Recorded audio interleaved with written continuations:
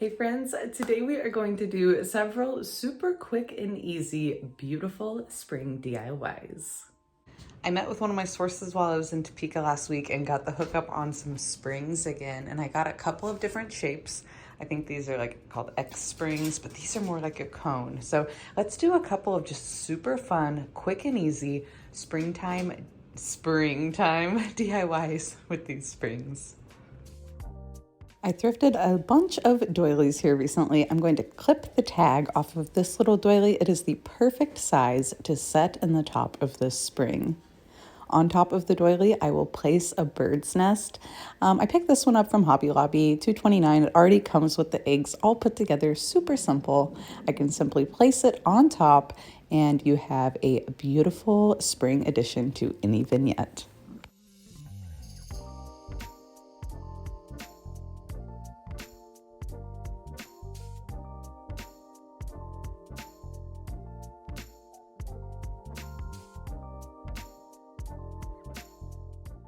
For the cone-shaped springs, I like to slide some greenery into them, and you can place one on either side of a stack of books for some little faux bookends. Really, really cute. I'm digging this Walmart greenery. These are the 97-cent picks, some rosemary, and then the other one had some pretty little white flower details on it as well.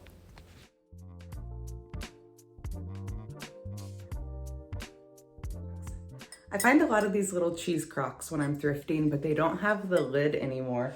So I actually love to take the cone-shaped springs and put them upside down in the cheese crock. The spring adds in a little bit of texture, another element with the metal. Now let's fill it up with even more. So now we have the crock, we have the metal spring. Let's add in a paper element. I'm going to take some of these gorgeous antique hymnal pages and roll them into paper cones for some floral. So there's no exact way to do this, but I just make sure to fold the bottom of the page up first and then start making kind of a triangle shape and rolling the page until it forms a cone. Then just a little line of hot glue along the seam and you have the perfect floral cone.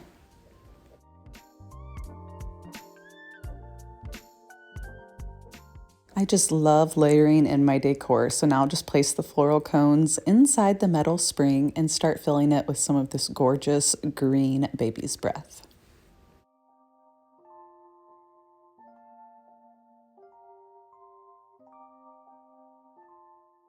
I did add just a little touch of Spanish moss in, just for a little transition between all of the textures. I am obsessed with how this came out, and here is how I would style it up in my home. I set it on a couple of books next to this gorgeous glass lantern and vintage deer. But don't worry, this little beautiful cheese crock is for sale on my website, full of these beautiful floral cones. I will be sure to drop all of the links down in the description box where you can purchase today's projects. Another one of my springtime favorite decor staples are flower frogs. Y'all, they are kind of hard to find and they're kind of expensive, but I have a flower frog hack for you, a little DIY patinaed flower frog decor. So let's hop into that, and then I have a little extra bonus to decorate your flower frog with. For around $13, you can get 12 of these flower frogs on Amazon, but I do not love the colors. They're like gold and silver, but we can fix that. It's really easy. I take each one out of the plastic and place them in a little throwaway container I use for crafting. Then we're just going to cover it with some regular vinegar, making sure all the teeth on the flower frogs are submerged. To create a little texture, a little patina, I'm going to throw some salt on top. I do this after I put the vinegar in, otherwise the vinegar just washes the salt off of the flower frogs. Then I place the lid on top and let it sit for a day or two.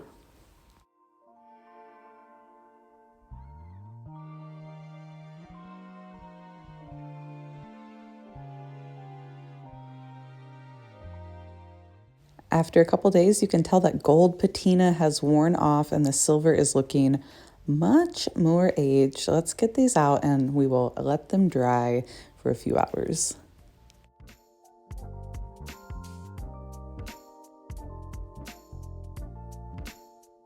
Again, what they looked like before and this beautiful antique patina we have going now. Drop me a comment, what do you think? So I love to shop for these vintage flashcards to put in my flower frogs or, postcards, old photos, any kind of ephemera is great. But ephemera can be really expensive. So let's make something to put in these. I found a pack of stamps in the Goodwill bins and I actually ended up selling them on Whatnot. My customer Debbie picked them up, but we were looking through them and we found this little tiny rabbit stamp in there. Everybody on the live stream agreed I should keep this one and use it for a DIY. I've had it for maybe a couple months now. So it's time to use this little adorable R for rabbit stamp. I have this pack of cardstock. I'm really loving the neutral tones and greens in it, but I found a page that was kind of similar to a vintage flashcard. Now, I do own a Cricut machine, and I could 100% have it cut out some little tags for me, but today I'm just keeping it super simple and using a ruler and a pencil to make some even lines and using some scissors to cut them out.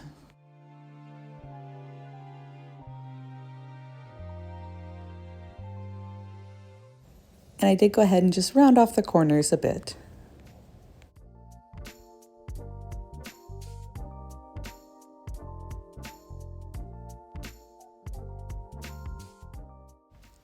I added some black ink to my stamp pad and got to stamping each individual card.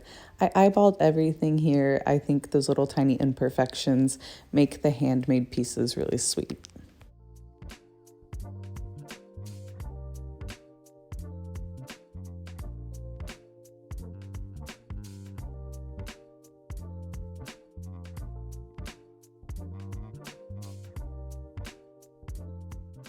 Let me know down in the comments below if you all love stamps as much as I do. I don't really play with them as much as I used to, but these are coming out so adorable. So now I'm going to be on the hunt every time I go thrifting or go to the bins on the bag wall for all of these vintage stamps. Y'all, I have these rabbit cards and the tiny flower frogs available now over on my Whatnot store. If y'all haven't heard of Whatnot before, it's a super fun auction app. I'm live over there several times a week. I'll drop all the links below to come join Whatnot. You'll get $15 in credit to shop, and I do offer reduced shipping there as well. So come check me out and grab yourself a flower frog and rabbit card. And here is how I style up the flower frogs in my home. This is exactly where I'm going to place my rabbit card. What do y'all think about this DIY? Drop me a comment down below. Let me know if you're going to try this patina method yourself. I found a lot of these tiny spools at the Giving Tree in Topeka last time I went. They were only 50 cents each, and I love using them for DIY. So let's take off all of the plastic and get to crafting.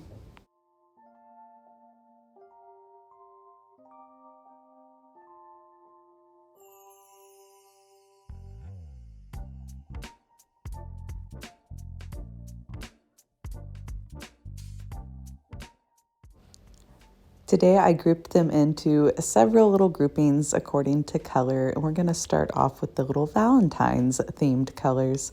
I take some Spanish moss and press it into a nest shape, and then place a little glue right here on the cardboard of the spool. I want you to be able to still use the string later down the road if you want to repurpose it. And then just a couple of eggs off Amazon. I will link these in my Amazon shop as well. I pop a little egg into the nest, and of course, because it's springtime, we have to stick a flower in the other empty spool.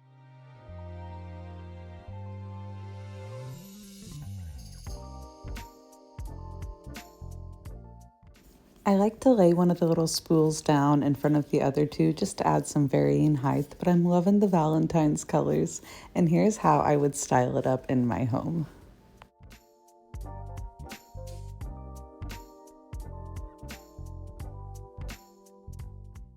I did load up the beautiful Valentine set and this beautiful bright cheery yellow set onto my website for y'all if you would like to pick up a little springtime thread spools for yourself. If y'all would like to shop along with my projects or purchase any of the paint products or craft supplies I have available, check out my website, upcycledbybrie.com. But of course, like always, I will drop all those very important links down in the description box so they're easy for you to find. Now it's time for a quick rusty crusty upcycle. I found this lot of 4 vintage light cages at the antique store for only $3. So I definitely scooped them up because I love to stick little bird's nests in these. And then you can hang them outside, you can hang them off of a mantle, but they are absolutely adorable. I just press a little Spanish moss down into the cage and press a hole down in the middle. I did go ahead and glue the eggs and the floral into place just so they wouldn't fall around if you're trying to hang it. But of course you don't have to. This would be really easy to take apart and restyle over and over.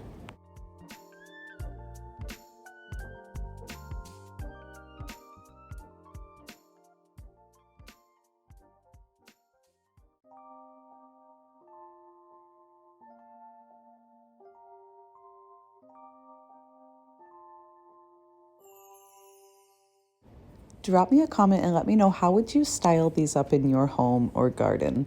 I was also thinking it would be really cool to get a little primitive hanger and style them underneath a cloche, but haven't quite figured that one out yet.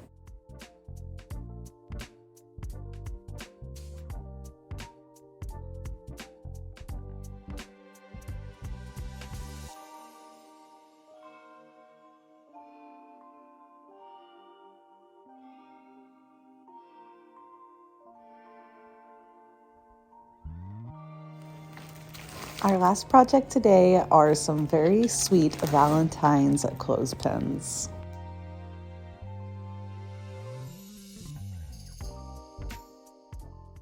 I did order the stamp set and the clothespins off of Amazon. I will link them in my Amazon shop for you. And using that same ink pad from earlier, I am just very carefully placing the numbers 1 and 4 on the head of these clothespins for Valentine's Day. I had a little excess ink on this one, so I just used a piece of sandpaper and sanded it right off of there, and now you can't even tell.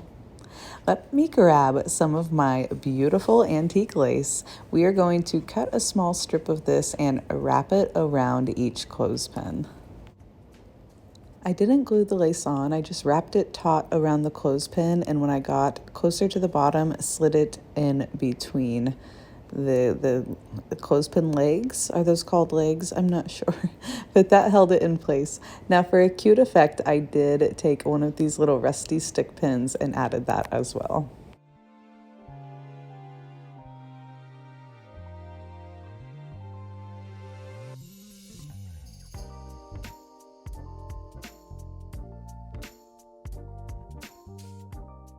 I am just obsessed with numbered items right now, and I think this is a very classy little touch for Valentine's Day. I didn't have a lot of this lace left, but I did load 5 clothespins up onto my website. I am so thankful for every comment, every single like, and every single share on that first video I made in 2025. Let's keep that momentum going. If y'all wouldn't mind hitting the share button, hitting the like button, I would appreciate you so, so much. And until next time, I'll see y'all later. Bye, friends.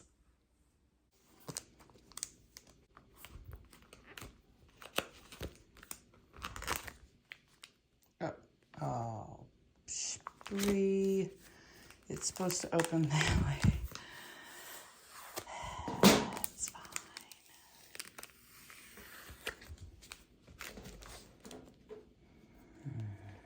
fine. Girl. All right. Adds in a little bit more texture and just a fun more element.